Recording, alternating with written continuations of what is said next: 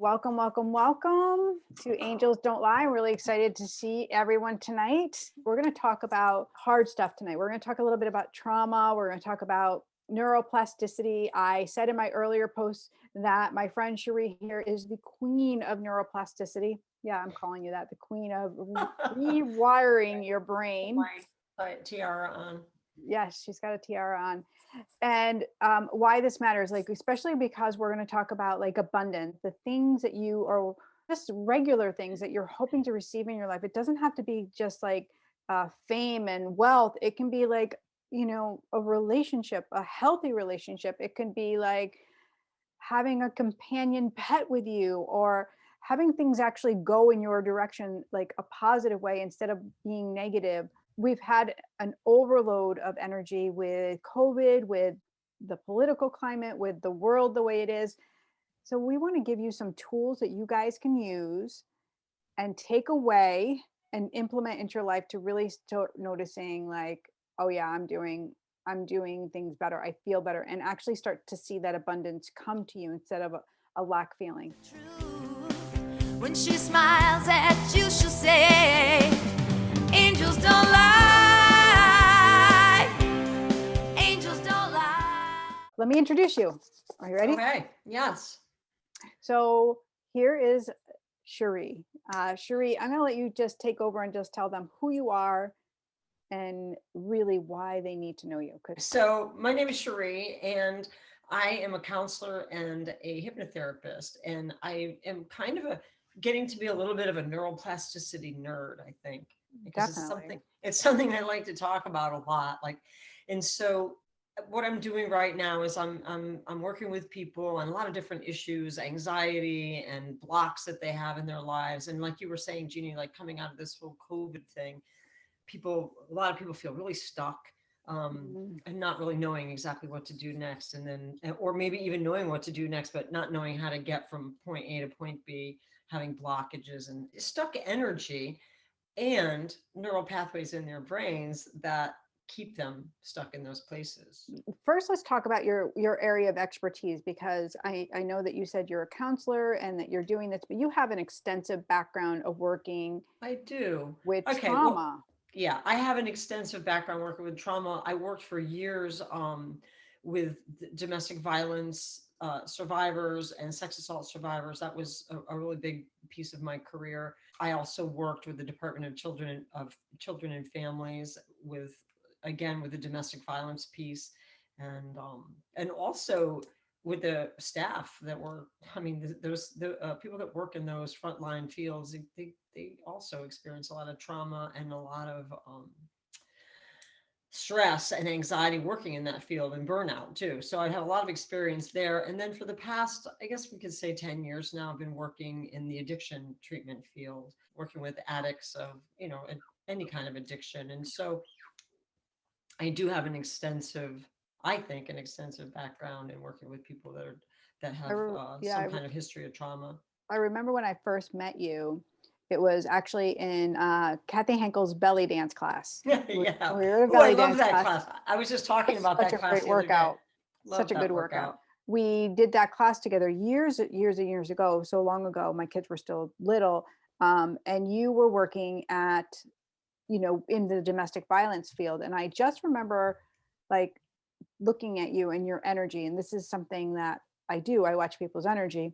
And it was just like, I needed to feel like I know you. Like I just wanted to lean in because you had this, like I knew you were helping people. And so that to me always portrays as like somebody standing in their power, standing in their truth. And it's really sexy. It's really just a beautiful quality.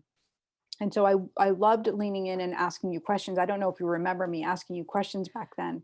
I do remember you. I absolutely do remember you. And I remember that studio that Kathy had for a while there. It was such a nice This was studio. before her studio. This was at the other place, the club, and we were in the front room. This is even before. Oh, that's years. Now you're really talking years I know, ago. it really was. Yeah, because I do remember. I wasn't involved in the women's center yet. And that's when it was before all that. We were doing foster care still. Right. And right. I think that's where we were talking. We were going back and forth what that was like, Yeah. perspective. Yeah, I worked when I met you, that was quite a while ago. Mm. I was working with the Women's Center, and I was working in the courthouse. So I worked in the Danbury Superior Court as a victim advocate for domestic violence victims. And then I Yeah. went from there and I went to work at the Danbury Police Department. And it was That's where it was. I knew you were at the okay. police department. Yes, Yeah, I yes, was at the yes. Danbury Police Department. The state of Connecticut had Mhm. given, grant money to different agencies. The Women's Center in Danbury was one of the ones that got the grant money to have a victim advocate housed in the police department for domestic violence and sex assault victims. So I worked at the Danbury Police Department, which was You also you interesting. might know Pat Zachman. She the director of the Women's Center. She's watching tonight. She's a dear friend Oh, of is mine. she? Oh, Yeah. yeah. Well, hi, Pat. It's a long time ago, but hi, Pat.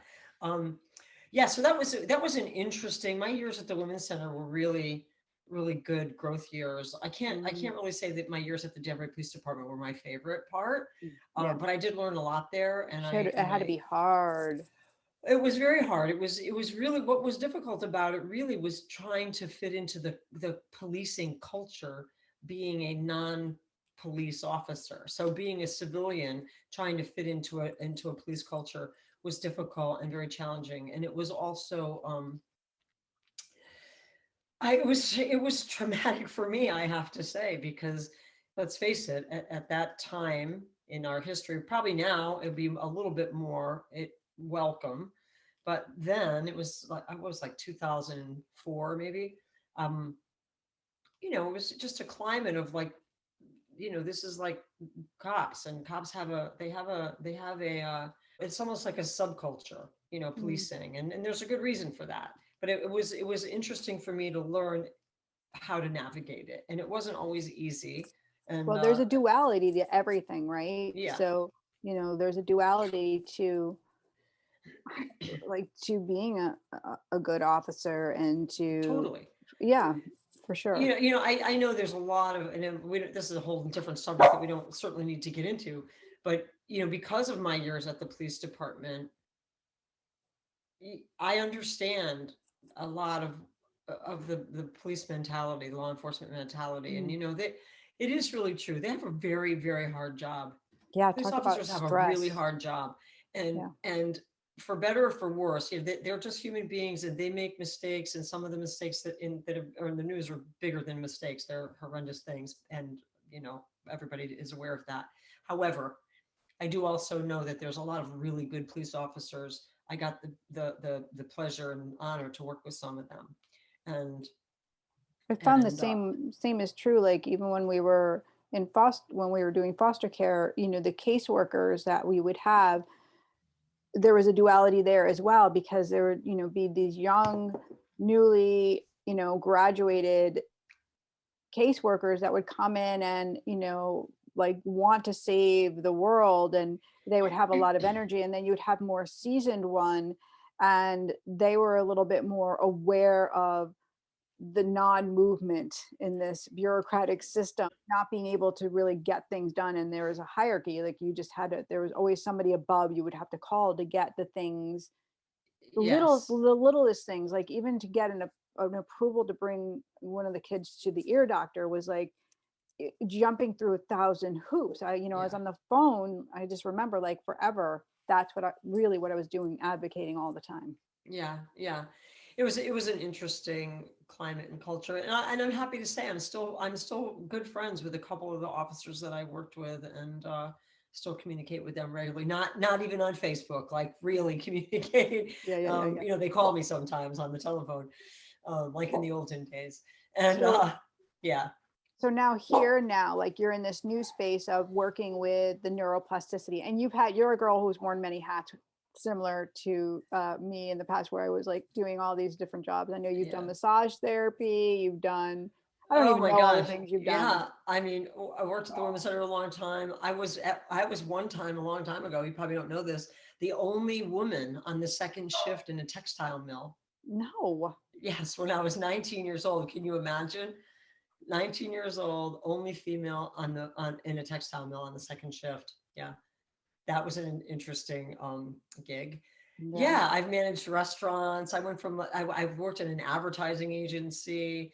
That was all when I was much younger. And then I just got into, I really did have a calling, I feel, for counseling, helping people, just being a healer. And so I ended up, I worked at an agency where we provided services for people with physical challenges, intellectual challenges, whatever. I worked there for a long time also.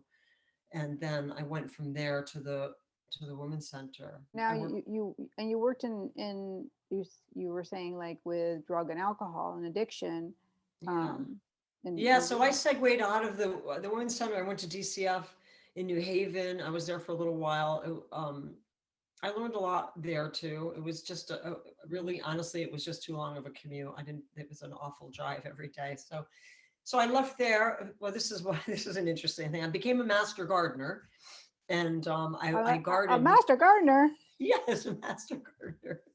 And so I was a gardener. I've also gone to massage. I've been a massage therapist since 1994. I really don't do massage very much anymore, unless a friend has pulled a muscle, then maybe.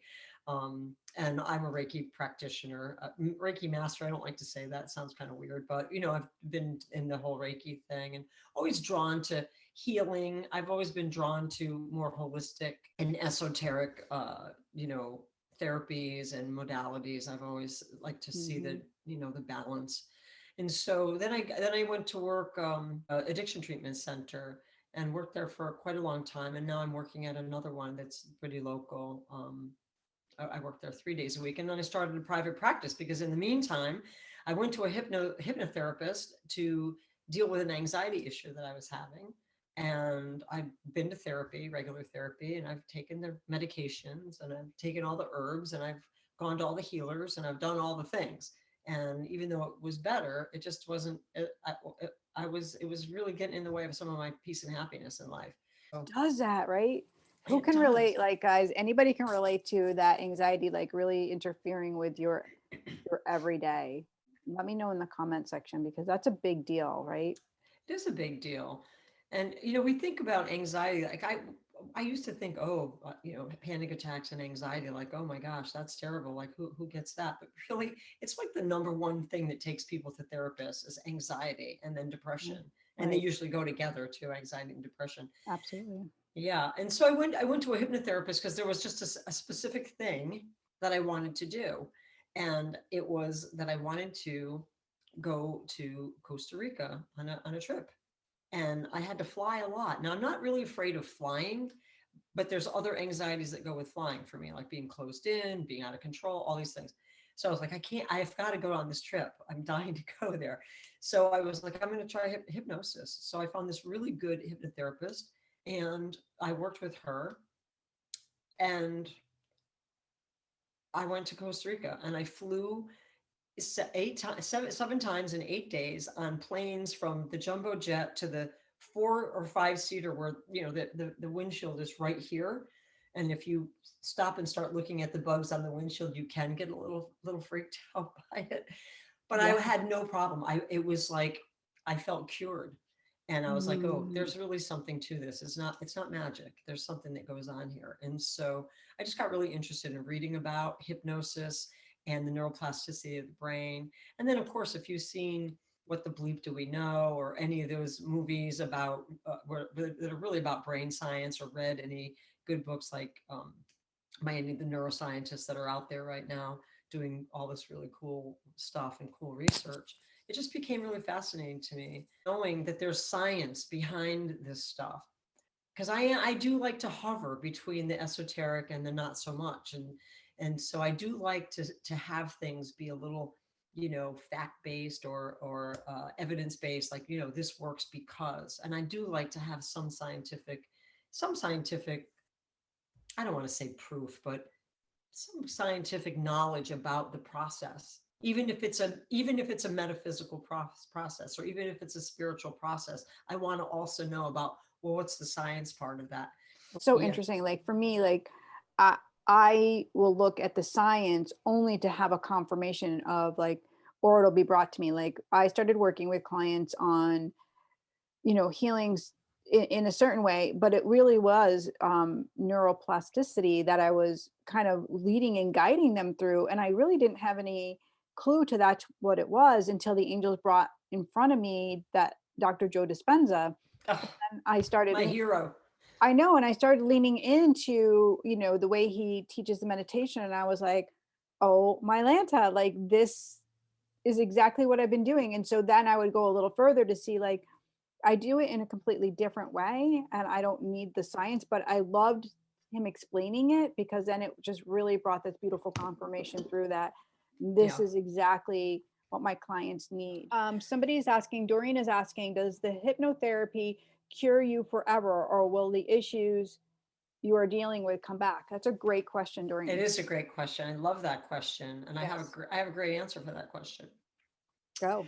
So the neuroplasticity hypnotherapy works by basically working with the neuroplasticity of the brain. So, in your brain, just picture your brain as like there's a bunch of neural networks in your brain, and all these neural networks are it's all the information that you've ever learned and ever put into place. So say if you have a habit that you want to break, say you bite your nails all the time and you've been doing it since you were a kid and you want to stop. Well, if you go to hypnotherapy and what happens is the therapist, me, would help you develop a new neural pathway in your brain that was a narrative about you not being a nail biter. So now there's a neural pathway in your brain that talks to you about being a nail biter and gets triggered by all the things that have triggered you all your life to bite your nails. But then what we do is we work together first to figure out like some of the stressors in your life and some of the things that maybe you can control in the outside world to cut down on the things that do trigger that neural pathway. But what we really want to do and what we end up doing is creating a new neural pathway that starts to override the old one. So here's how it lasts forever. It lasts forever because once you stop biting your nails, every time you don't bite your nails, you're reinforcing the neural pathway that tells the story about you not being a nail biter. And so that'll keep going and keep going and going. So it's the repetition of the change in behavior is what really cements that new neural pathway in. You have to know that neural pathway is just neurons they're firing here, they're firing here. You're doing something new. You start a new behavior like, oh, I do not bite my nails anymore. And through hypnosis, that message is getting put into your unconscious mind. So these neurons start to fire. They're like, what are we talking about? Oh, we don't bite our nails? Okay. So these guys light up over here and they say, okay, I can get on board with that. And then after 7 or 8 sessions, they meet up. They're like, okay, we agree. We're no longer biting our nails. Now you don't feel as compelled to bite your nails. Or maybe you go to bite your nails and all of a sudden you're just like, why am I putting my fingers in my mouth? I don't do that. That's really the science behind that, is that new neural pathway is saying, whoa, whoa, whoa, whoa, we don't bite our nails. The old neural pathway is just a whisper now saying, oh, I just got triggered. I'm going to bite my nails. But then the new neural pathway is the stronger one. It lights up and it says, we don't bite our nails. I've had a client tell me this, that they had their finger to their mouth and they were like, why am I putting my fingers in my mouth right now? Like they didn't understand and they stopped. It's because that new neural pathway had already taken over and said, this isn't something we do. So don't do that. Can you explain the right side and the left side of the brain and what happens when they stop? Why do they stop communicating? And that's the neural pathways you're talking about, right? Well, no, not really. But that's where the whole trauma issue comes in, like the whole trauma thing that we started talking about. So I'll go there. When you have trauma, when we experience a trauma, and I want to say this too, because trauma is specific to the person experiencing it, right? My trauma and your trauma could seem like opposite ends. Like I could look at your trauma and be like, oh, that's nothing compared to what I had to go through, or vice versa, right? But it doesn't really matter, because whatever your experience of it is your experience. Somebody can get bit by a dog when they're a child and then never be able to be around dogs their whole life. And somebody like me who's got a house full of dogs would be like, oh, that's just ridiculous. Like, but it's not ridiculous, because that's the trauma for them. So I want to say that because some people judge themselves about trauma and they're like, well, what happened to me isn't really that bad. Or they don't want to call it trauma. They don't want to call it trauma. Exactly. Right. but it changes the way you function. So Yeah, it really, does change your brain chemistry. So what happens when you are traumatized by something, you have to imagine like animals. This is the best way to explain it. So like animals in the wild, you're a deer running through the woods because there's a pack of coyotes chasing you. You're a deer, so you're just doing instinctive things. You're just doing instinctual behaviors. You're going to run. You're a prey animal. You're running. You're going to run. That's the way that you fight back, is by running. Say so now all these chemicals are flooding into your system, flooding in. All these brain chemicals are going haywire, and it's just like fight or flight, fight or flight. So let's make believe that the coyotes all just get bored and they say, "Oh, forget it. Let's just go back over there and go home." So now the deer will, most animals will fall down, or they'll go into the bushes. They'll shake, and maybe they'll vomit.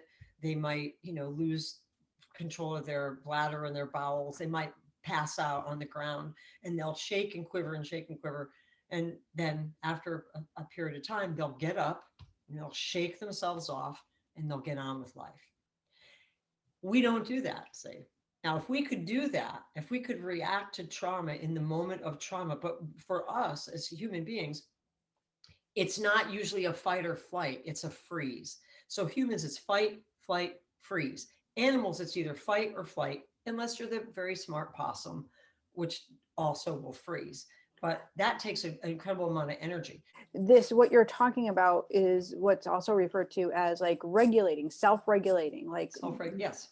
like, finding that soothing piece. It's like, Yes. a baby will rock or cry because it's letting you know it's regulating itself, his or Exactly. herself.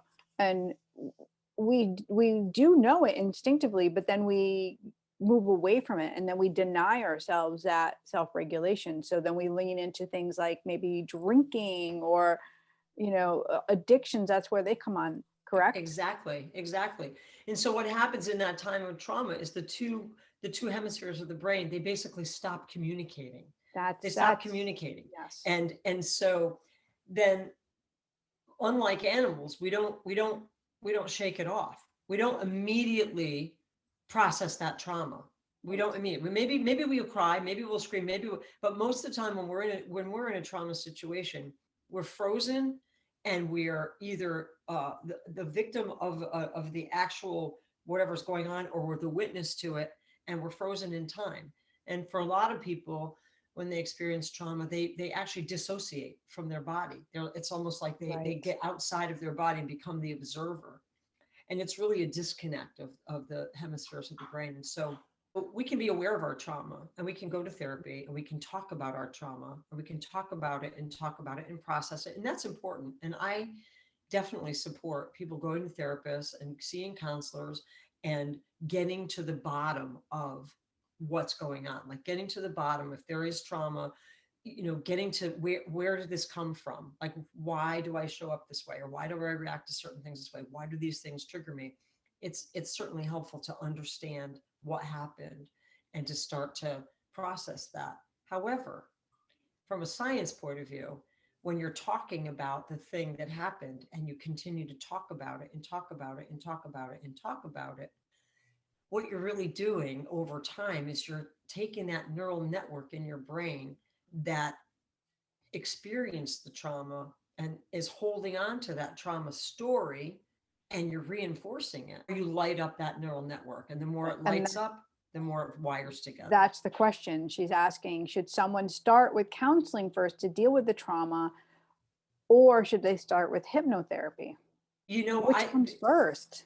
Yeah, I don't think there's a good answer to that. I think either one of them, because most hypnotherapists are people that do hypnotherapy Are counselors and therapists. It's a counseling and hypnosis combination. I'm certified and licensed as a clinical hypnotist. I'm some people are MSW or LCSWs or whatever that use some hypnosis as a tool in their practice. And so it really doesn't matter. I would say it's probably not that effective to just say, oh, I have all these symptoms, I'm just going to go get hypnotized. because Right. I feel like when you're going down that path, it's almost like you're looking for the magic pill. And Right. hypnosis and hypnotherapy, it's not magic. It really is science. And in order for the science to work, the psychology and the spirituality and the energy also has to be part of that picture. Does So that I make can, sense? it totally makes sense. And I just want to like reaffirm for Doreen, like what she's asking is like, for me, I never wanted to get stuck in the trap of talking about the same old, same old. I really was ready to witness it, move forward. And so I really love, I've worked with Sheree, I've worked with a couple other people that are energy, um, and therapists. They have a dual modality. So it wasn't just one thing, and it was more somatic treatment, so moving and getting back into that self-regulation, so safe to be in the body, safe to have the experience, and safe to feel the feelings, because that is really what trauma is. Like, you're not allowed to feel your feelings, and so this really just gets you to that point. It's not necessarily replaying or going back or blaming or shaming or any of that. Mm-mm. Yeah, and I love that you said about somatic experiencing too, because there is also this process that's part of somatic experiencing called TRE, which I've done, and I've also co-facilitated some workshops with a friend of mine who does TRE as a part of his practice. And TRE, it's trauma releasing exercises, and now Mm, they're calling it just tension releasing exercises to kind of stay away from the whole trauma trap that right. some people get in.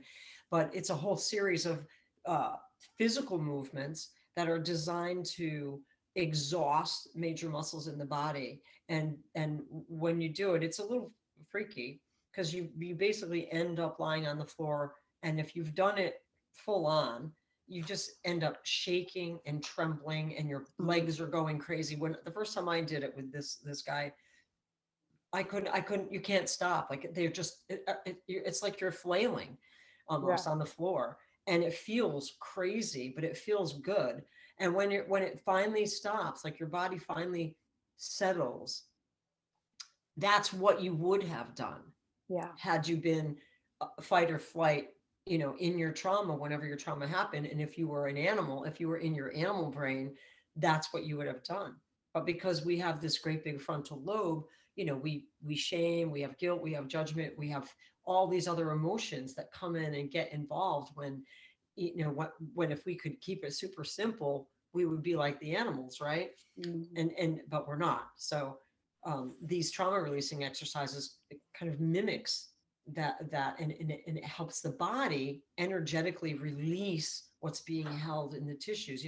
They say the issues are Yeah. in the tissues, and the body keeps the score and all that. So I believe that very strongly. And so that those exercises help do that. That's a powerful workshop that my friend Mark Giroux and I have done a couple of times. And I love we've, that. yeah. It's very similar to the awakening yoga teacher training that I'm taking, Yep. which is, it is repetitive, and it is like, it goes in so deep in a certain area. And what the energy, I'm sorry, what the angels have taught me a little bit about trauma, or a lot about trauma, is that energetic imprint that stays within the body. And unbeknownst to you, you're picking up feelings and energy all of the time. And just like our nerves send a signal to move our arm and move my hands and talk, well, when you pick up a feeling that's familiar to that wound, you don't even know it, but all of a sudden you're being triggered again. And that feeling doesn't belong to you, it belongs to the outside world. And you're trying to assign it to something in your body. You're not even aware that there's this deep rooted thing inside of you that is just keeps rising to the surface. And this, when we talk about abundance, and we talk about, being able to get out of our own way, how many people have said that, like, I can't get out of my own way. It's like the negative just keeps finding me. I just can't, Yeah. yeah, I can't get ahead. um Well, well, you know what I love about that? Tell Because me. I really do. I mean, I don't love that we feel that way, but the good news is, this makes me laugh. I'm sorry. The good news, it's not your fault. It's your It's not. brain. It's your what? It's your brain. It's your brain. Oh, Your there you go. brain. It's your It's your brain. brain, man. It's your brain. Because okay, so I grew up in a farm, right? So when I was growing up, here were the things that I heard all the time from my parents. If I needed something or wanted something or it was too expensive, What do you think? Money grows on trees? Who do you think I am? My father used to say this. Who do you think I am? John D. Rockefeller? I'm thinking, I'm 5. I just want a new bike. I don't even know who this Rockefeller guy is. So I don't know. No, I don't Do think you you are. I have think his you're my number? Yeah, right. Why? Because can he get me a bike? Like, it was just, oh, you should be just happy that you have a roof over your head, all that stuff. And so, now as an adult, I've spent a large period of my life, you know, trying to figure out how to create abundance, or how to allow myself to have more financial freedom or whatever. But And money doesn't grow on trees. but money doesn't grow on trees. And who is this John D. Rockefeller guy? You know what the hilarious thing about that is? Like when I channel a departed loved one, they'll come through to show that, to say like your dad would come through to be like, if I could erase all that, like Really? he would come through to reaffirm that this was the toxicity he planted, not meaning to, but that's what Yeah. they were taught this. And that's why like having compassion for the people that inflicted that trauma is really important, because imagine what they were told or how they were taught too. Of course. Not Of make less, course. not make less of your pain, but really lean into like, wow, if I lean into the possibilities of healing here, then it can also help them. It can also maybe set them free. Your energy and your departed loved one doesn't end here. Like if they're alive or if they're on the other side, your healing, it matters, because Yeah. they'll evolve as you heal. Right. So true. I agree with that. I agree with Yes. that. So, with the abundance thing, it's like you have a neural pathway. Whenever there's something going on in your world, in your life, that is repetitive thinking, repetitive behavior, an addictive behavior, we all have addictions. And so when I say addiction, Yes. I mean, having self-loathing thoughts, it can be an addiction that you have. Yes. And when you have an addiction, this is the part about what I've learned through hypnotherapy that I think is really important for people to know, is that it's not, you're not a bad person. Everybody's born perfect. Like you come out into the world and you're beautiful and you're perfect. And it wouldn't even matter if you were born with 2 heads and 5 arms. You, as this little being that just came into the world, experiences yourself as amazingly beautiful and perfect. And it's just culture and society and life and everything Conditioning that and happens. yeah, Yeah. yeah. And And then other you, people's problems becoming your yeah. problem. Yes. Yeah, and you start getting those messages very young that Yes. this isn't okay, that's not okay, you should this, you shouldn't this. And it's just the way of the world. There's no changing that unless we're all going to go out and live But with the animals. that's literally why we're here. We're here to have these vast experiences so that we Right. can evolve. We're not here to, like be living in la la la la la. Like, but we do want abundance. So let's just talk about really quick, when we get through the trauma, and I know you've worked with people and had them get on the other side, what does it look like from being like in a messy place to being abundant? What have you witnessed? What are miracles that you witnessed? Well, in the work that I do, here's the thing. People come to me right now. I mean, I've been really enjoying this great learning in my private practice as a hypnotherapist. And people come to me for all kinds of things, right? They come to me with presenting with issues, right? Well, I have anxiety, or I've had women and a couple of men come. I want to lose all this weight that I'm carrying around, this excess weight, excess baggage, right? So there's a little metaphor in there.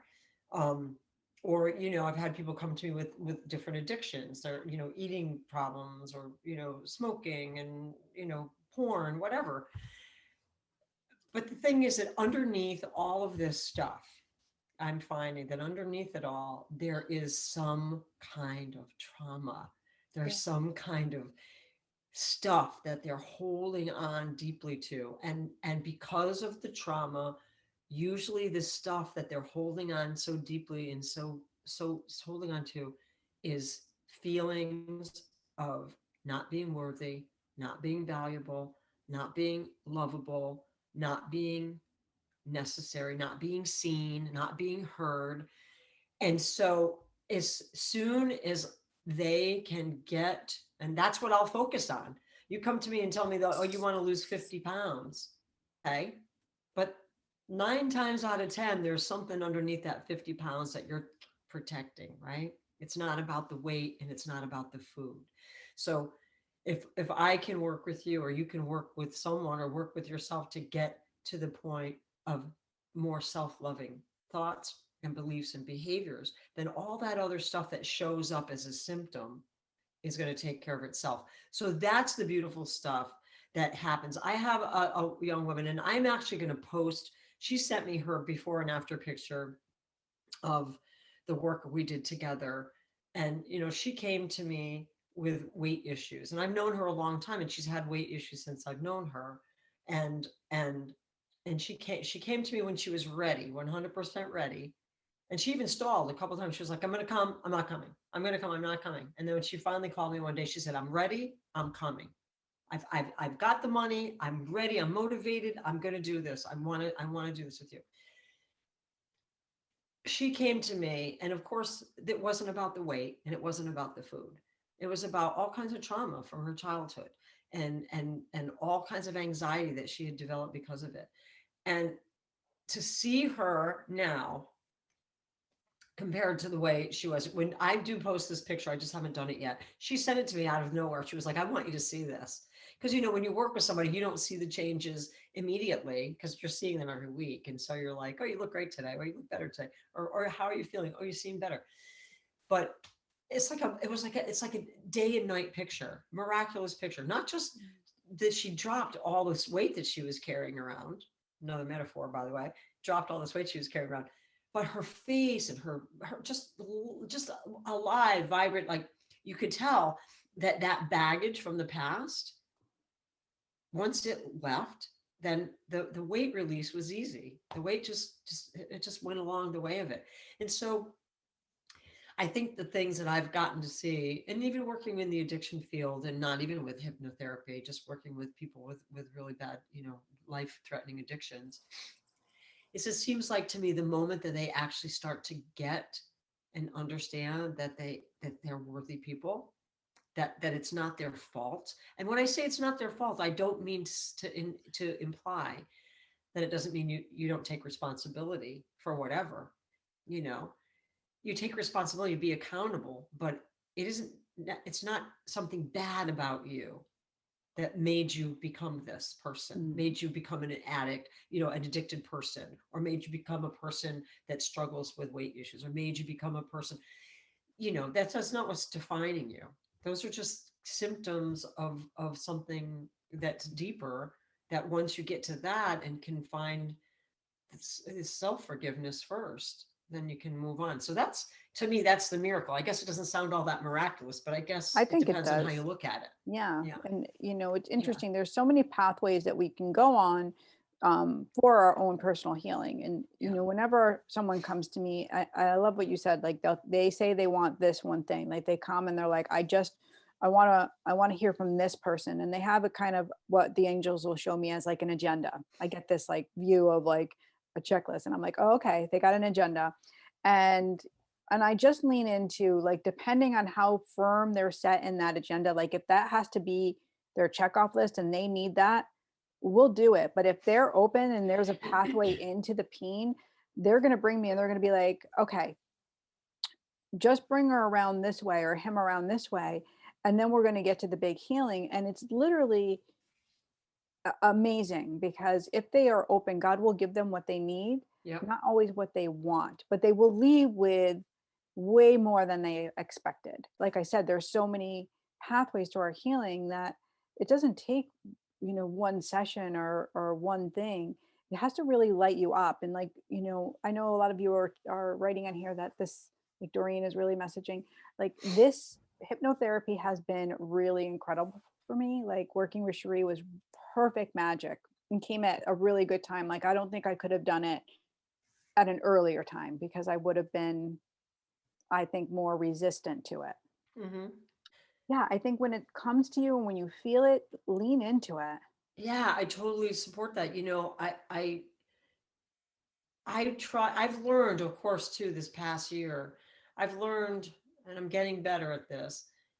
I've learned to, like, I'm pretty, Jeannie, I'm pretty intuitive, and I really don't when I have somebody here with me, I tend not to overthink anything with them. I just sometimes close my eyes and just try to feel, what is it? Like, what is it? What is it?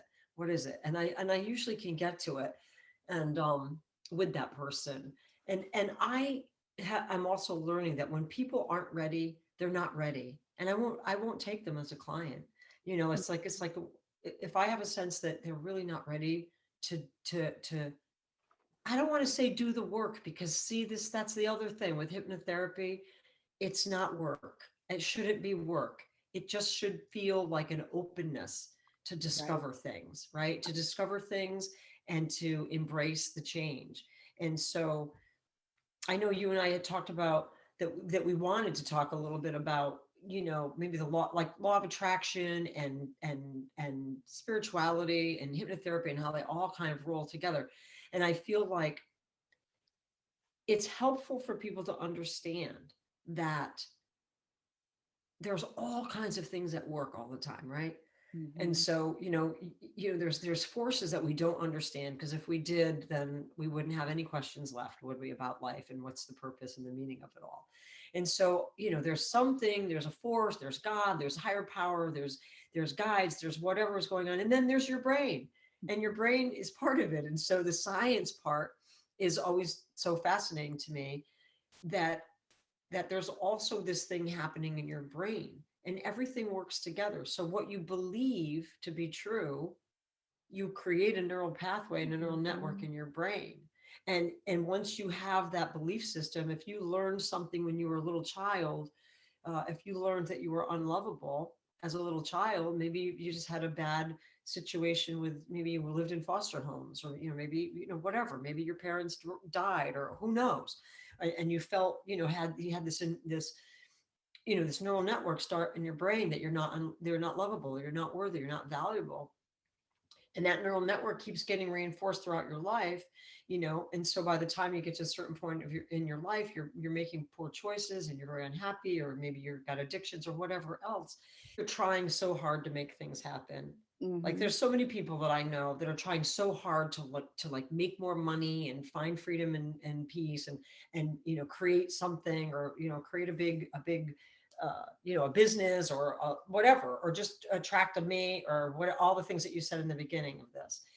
And they are doing all the right things. They're doing this, they're doing that, they're going to therapies, they're going to the groups, they've read the books, they've doing everything, they're praying, they're doing everything. And yet it's still not happening. And they feel like, why is this not happening for me? Because I'm doing everything right. I have felt that way, and I still feel that way about certain things in my life. Like, why is this not happening for me? Because I'm doing everything right. Well, you can be doing everything right. Guys, can you relate to this? I just want to know if anybody on there relates. Just put a heart, or let me know. Yes. Oh, go. If everybody doesn't raise their hand on that one, I don't know. But, I know, right? So, okay, so you're doing everything right.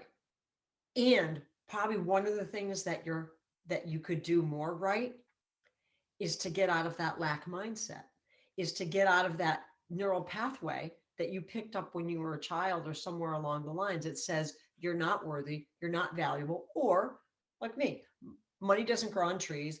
I'm not John D. Rockefeller.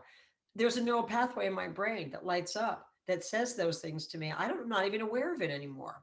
It's But like it's when you're more than just like, you just can't get out of it if you don't, like, this is where the magic is. Like, you can tell yourself over and over, and this is how I know affirmations do not work unless you believe them. right. And energetically sensitive souls, empaths, people that are aware of energy, cannot lie to themselves. They cannot say an affirmation and just have it come true. So you can say over and over and over again, I am going to make $1 million. I'm going to make $1 million. I'm going to make $1 million. That's not going to bring the $1 million to you, because underneath it all, you're lying to yourself. Right. And so that's where the rewiring your brain, because it's an unworthiness. There's something underneath that. Yes. I love let me just say this. I'm going to catch on fire talking about this. So I love that you just catch on fire.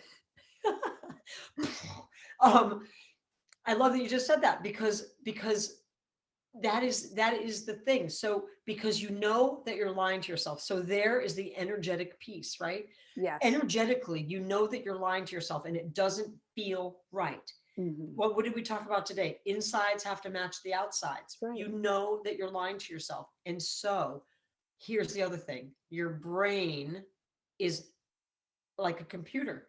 Your brain has a download that is hardwired into a computer that agrees with the fact that you do not deserve that abundance. You don't deserve it. And here's why, because you're not worthy, or blah, blah, blah, or money doesn't grow on trees, or whatever it is.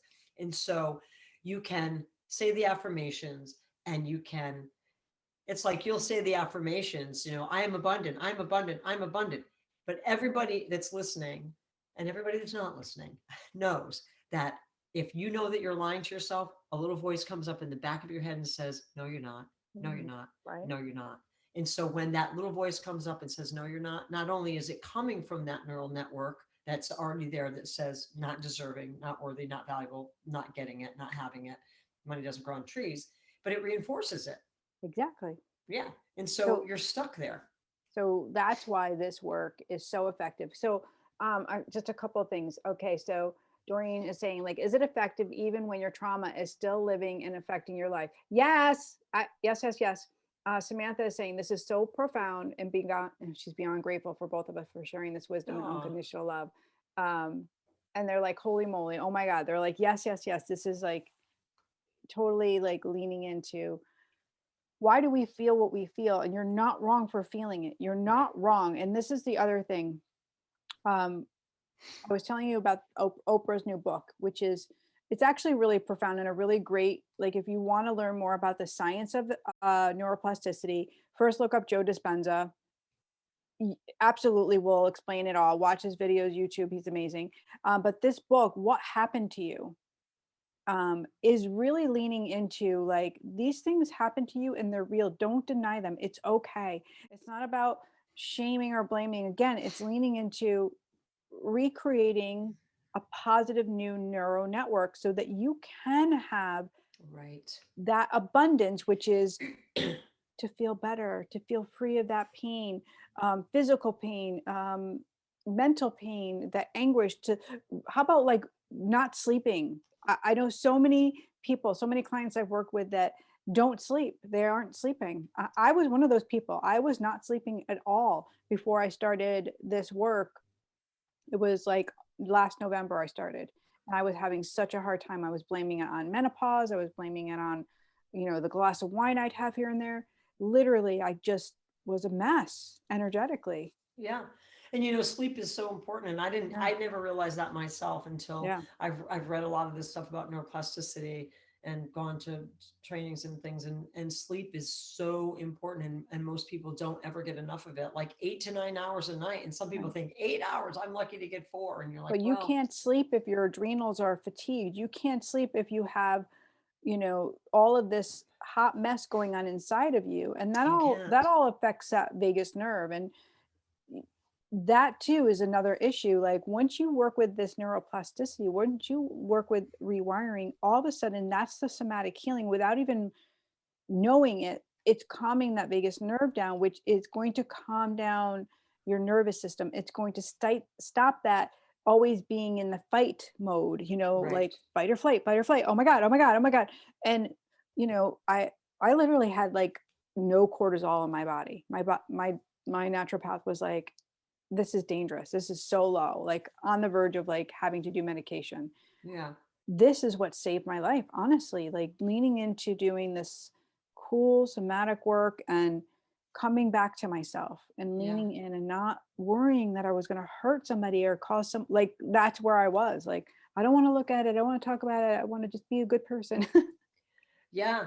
I wanted to say, like, I don't know what you just said, but it just triggered this thought in my mind about something. It said something that Joe Dispenza talks about a lot, but it's really about how it's important. And I started talking about this before. It's important to be aware of what triggers you and why. So it's really important to explore your story, know what your story is, and to process that. However, again, the more you tell that story, the more you're reinforcing the neural network that is the victim neural network. And here's something that's really important to know. When you're in the victim mode, and people that have serious trauma or have experienced trauma, this is my experience anyway with working with people, that it's very easy to get caught up into the narrative of the trauma experience. And once you're there, so then those two things start happening. You're telling the story of the trauma, and then you're believing the secondary story. So there's this whole concept, I talk about it a lot in the different work that I do, about clean pain, dirty pain, right? So when something happens to you, you have the trauma experience. That's the trauma experience. And you can process that and be in that and feel the emotions that go with that. That's processing that experience. But then there's the secondary experience, which is the dirty pain, which is all the things we start to tell ourselves about the trauma experience. If only I hadn't done this, this wouldn't have happened. And if this wasn't that, this Like you wouldn't call have that happened. the dirty pain. It's called the dirty pain, clean Fucking pain, dirty pain. The clean pain is the pain that's natural, and it comes like, so say you experience, like when my mom died, this, I use this as an example a lot. When my mom died, I was close to my mom, I had a good relationship with her. When she died, I had the clean pain. I woke up in the morning. I remembered that she was dead. I cried. I was unhappy. I was thinking, how am I going to live without my mother? And then about 2 months after her death, the dirty pain started. It started like, if only I hadn't done that when I was 15. Oh, I wish I could take that back. Oh, if only I had been a better daughter. If only I had, it came out of nowhere, but here it came, this dirty pain. And so it's easy to get stuck in that. And that's what keeps you in the victim mode, right? And when you're in a victim mode and you have a victim mentality, it's really, you can't, nothing is going to move forward as long as you stay stuck there. And a lot of people stay stuck there. And so 20 years later, they're still telling the story of what happened back here. And there's the lack stacked up. There's the proof is all of that lack is stacked up around you. Yes. And so the more you tell the story, the more you reinforce that neural network that was the original story. And as Joe Dispenza and most of the neuroscientists that I have read and listened to will say, that by the time you're like 35 years old, about 50% of what you tell in your story is not even true, because you embellish, you leave things out, you add things, like the little telephone game in school when you whisper something in the person next to their ear, and when it goes all around the circle, by the time it comes back to you, it's not even what you said. It's the same kind of thing, but we do it with ourselves. And so, and then every time you're telling that trauma story as the victim, this is important. Every time you tell it as the victim, well, the reason that I keep drinking so much is because when I was 15, I was sexually abused. Well, now you're 55. If you keep telling that story, well, on an energetic level, you're not letting go of it. And on a psychological level, you're not letting go of it. On a science level, you're continually reinforcing the neural network that says that all of this is true because you're unworthy, and if only, and blah, blah, blah. Does this make sense? Yeah, it makes complete sense. Yeah. And so you have to be willing to move beyond that mode too. And sometimes people get stuck in the victim mentality because there's a payoff in there.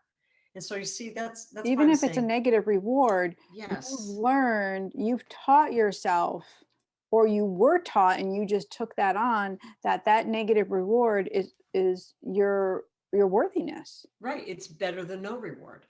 It So speaks to something. We're going to wind down, but what I want to know first off. No, I want to talk about this until midnight. I know, right? Okay. I want you to give them one tool to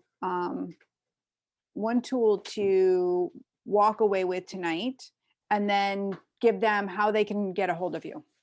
Okay.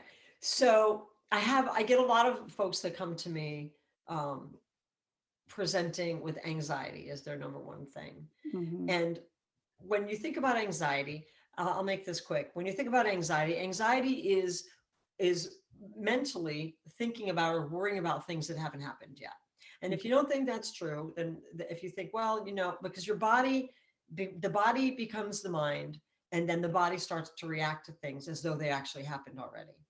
And so your brain is thinking about, the snakes. Oh, I'm afraid of snakes. I don't like snakes. I don't like snakes. I'm going to go to that garden tomorrow and I hope there's no snakes. And what if there's snakes? And now you start to have an anxiety attack. Your body's reacting as though there's already a snake in the room, and there is no snake. There's a snake in my boot. Right. You're sitting in your Everybody living knows room and there is no snake. And so you can create these bodily emotions by thinking about things that haven't happened, including thinking about things that have already happened. You can make yourself feel really sad and miserable, and then you can put yourself into a funk and whatever. And so, but I want to focus on the anxiety, because anxiety is another moment in time when the two hemispheres of your brain they're not really talking to each other. You get stuck in a loop of thinking, and they're not really processing across the hemispheres. And so you start to have this anxiety response. And so I'm going to reach over here because I have this little egg here that I keep in my office that I bought years ago at that little shop on Bank Street, Jeannie, at that little garden shop. I had little tchotchkes in it. So it's this little egg. It's a little glowy egg. But you can do this with anything, and you can do it in front of people, because people won't know that you're doing it. You're feeling anxious. You can feel this anxiety welling up. What you want to do, it's like EMDR or tapping in a way, and that you want the two hemispheres of your brain to hurry up and start connecting with each other and start communicating again. Not just because, not to make the anxiety go away, but to just start to process it and make it, to make it go away. To calm it down. So just take something that you can catch easily, and you just throw it back and forth, one hand to the other, back and forth, because what you're doing is right hand, left brain, left hand, right brain, left brain, right brain, left brain, right brain, left brain, right brain. So you're thinking, you're feeling anxious, left brain, right brain, left brain, right brain. Great. You're making your brain, both hemispheres, you're making it talk to each other. You're making them talk to each other. And so the anxiety response starts to lessen. I also, because anxiety is such a big thing, most people, when they have anxiety, they come to me and I say, where do you feel it in your body? And almost always it's right here, right? It's the heart chakra and solar plexus. These are the where we feel things, right? I was sick to my stomach. Oh, it broke my heart. These are where our feelings live.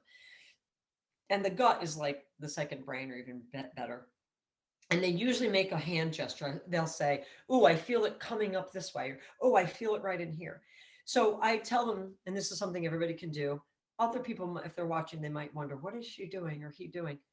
But take that hand gesture, take a deep breath. Here's where I feel it. And if it's a circle, if it's bubbling, if it's banging, whatever it is, here's how I feel it. Make that gesture and then take it away from you.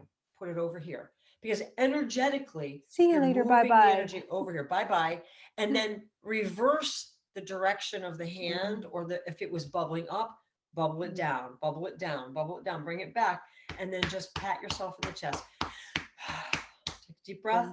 I'll guarantee you feel better. And then tapping is always something you can do. My friend Doug taught me this butterfly tapping. Yeah. Over the heart center, really just about receiving love, and you can take it wide, you can keep it close, but again, you're hitting all those meridians, and tapping right here with your middle finger also gets you right into your body. You drop right in, and then you can start being in your breath rhythm. These are great tools to start to work with that somatic experience of self-regulation. Yeah, I just had this cute little vision in my mind. You know how these like zombie apocalypse movies and all this stuff. Soon we'll just be walking around, and everybody we pass by will have something in their hand, and they'll be like, and one like this, so they'll be doing this.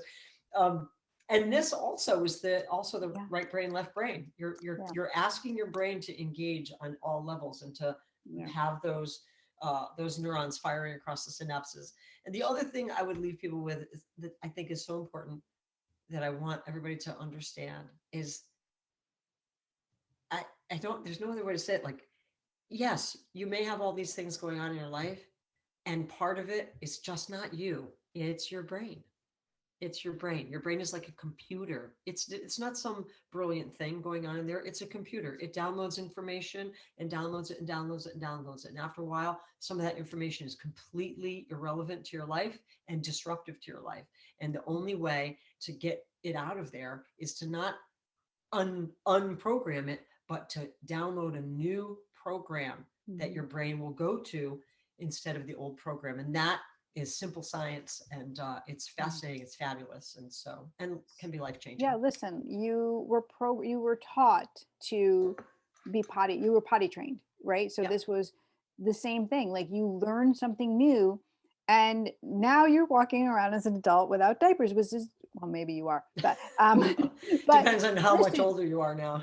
It's kind of the same thing. You can relearn a new positive thing that's going to take, and you don't remember what it's like really to wear diapers. You don't remember what that experience was once you relearn this new great thing. So tell them and repetition is the key. So the more you don't wear diapers, the more you don't wear diapers. The more you don't smoke, the more you don't smoke. The more you love yourself, the more you love yourself.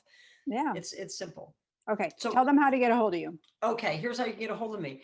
You can go to my website, which is the simplest way because there's contact information there, my phone number and email address. And so my website is Surdam, Surdam, S as in Sam, Urdam, Mary, hypnotherapy.com. And that will just take you to my website. And you can also message me on Facebook. That's really the only way I get, if you just message me on Facebook. But I am in there. That's those best ways. Yeah. So do you have a business page? Is it under I don't. Okay. I started one, but I didn't. I decided to just go with a website, and I'm on LinkedIn also, so you can find me on LinkedIn. Perfect. And if you guys know me and you can reach out, I'll forward you on and make that intro. Yeah. Gee, this was fun. So much for sharing. Thank you for having me. Your magic. Yeah. Thank you. Yeah. Guys on Facebook, thank you so much for joining. Yeah. Thanks everybody for being here. What I know, because angels don't lie. Thank you, Sheree. All right, have a great night. When she smiles at you, she'll say, angels don't lie.